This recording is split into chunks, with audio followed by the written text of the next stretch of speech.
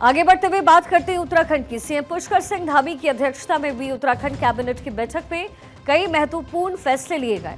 सरकार ने राज्य के विकास और जनता के कल्याण के लिए कई योजनाओं को मंजूरी दी, जिनमें किसानों से लेकर के छात्रों और समाज के कमजोर वर्गों तक के लिए अहम घोषणाएं शामिल है।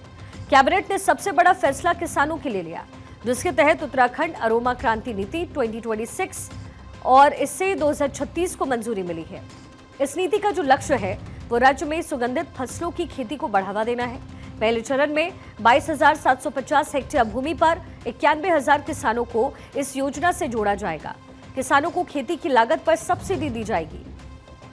उत्तराखंड अरोमा क्रांति नीति 2026 से 36 को मंजूरी। 1 हेक्टेयर तक की खेती पर 80% की सब्सिडी सरकार देगी।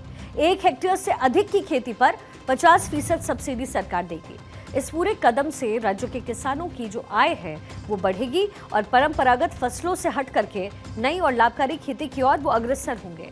इसके साथ ही कैबिनेट ने शिक्षा, आवास और जेल सुधार के लिए भी महत्वपूर्ण योजनाओं को हरी झंडी दिखाई है। कैबिनेट बैठक में धामी सरकार की मुहर क्या कुछ है। उत्तराखंड कारागार के ढांचे का पुनर्गठन मंजूर हुआ। कई नए पदों को इसमें शामिल किया गया। 27 पद स्थायी होंगे, बाकी आउटसोर्सिंग के माध्यम से होंगे।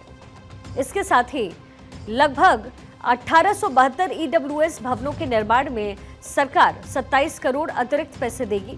रुद्रपुर में बन रहे प्रधानमंत्री आवास के भवन और साथ ही दूरदर्शन के माध्यम से प्रसारण के लिए 8 नए पदों को स्वीकृति दी गई है।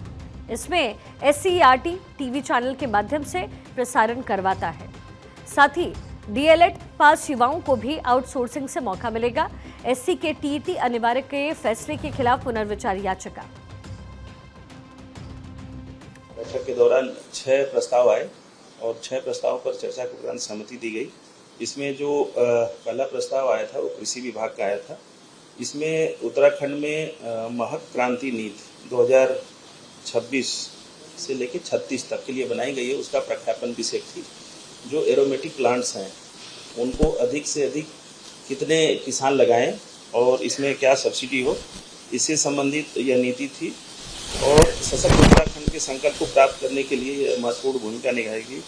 इस राज्य में सघन फसलों के पारिस्थितिकी तंत्र पर पूरा एक इकोलॉजी सिस्टम इससे स्थापित होगा। राष्ट्रीय एवं अंतर्राष्ट्रीय स्तर पर सघन उत्पादों के लिए उत्तराखंड ब्रांड को स्थापित करने के उद्देश्य से इस नीति के प्रथम चरण में 91,000 लाभार्थियों के माध्यम से 22,750 हेक्टेयर भूमि को सघन फसलों से आच्छादित करने का लक्ष्य निर्धारित किया गया है।